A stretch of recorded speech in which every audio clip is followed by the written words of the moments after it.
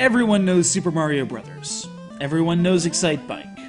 But unless you are paying attention, or got really lucky in Animal Crossing, it's possible you've never even heard of CLU Land. It's a silly name for a weird game, but it's an NES launch title, so consider yourself being educated. I think that makes sense.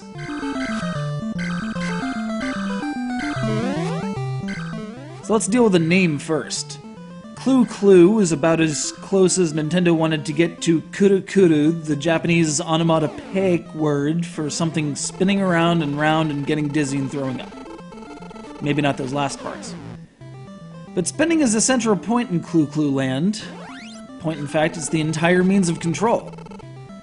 Playing as Bubbles, the red ball-like fish thing, you zip through stage after stage in an attempt to recover all the rupees, gold ingots, but they're totally rupees, that the sea urchins stole from your happy kingdom. And apparently they arranged them in the shape of a pair of glasses. Who knew sea urchins were so mirthful?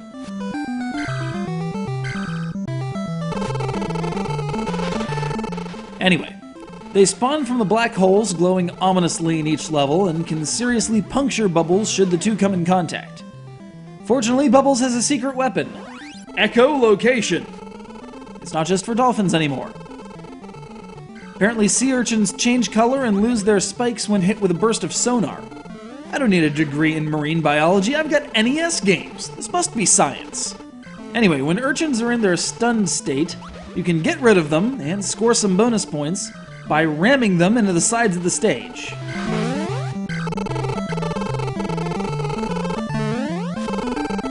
But back to the strange controls. Aside from choosing a direction at the beginning of the round, you don't actually have control past that.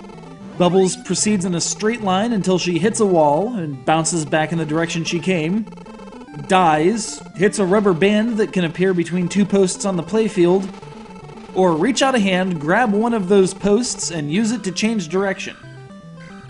Using this technique, you can swing right over black holes without danger, which is crucial to completing some patterns.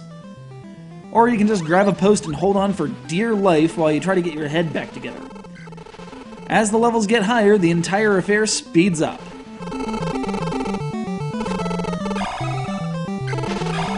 Now we get into the problem with reviewing launch titles. They're very simple games. It's tough to get into the detail about the controls when there are literally 3. Hold out your left hand, hold out your right hand, and echolocate. That's pretty much it. I can't dissect the controls like Ice Climber because they're actually good. I could go into the 2-player mode, but it's exactly the same, just with 2 Bubbleses.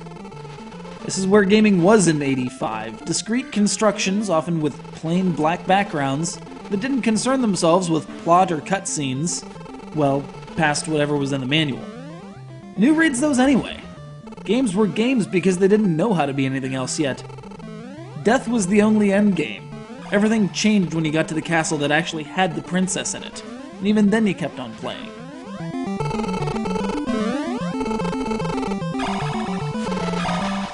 CLU Land had an update on the Famicom Disk System, known in the West, primarily through emulation in Animal Crossing, as CLU Land D.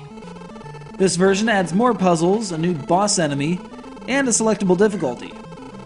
And then, 21 years after its release, it would find a spiritual sequel in DK King of Swing for the GBA, which replaces the underwater cruising with vertical monkey climbing, opposed primarily by gravity.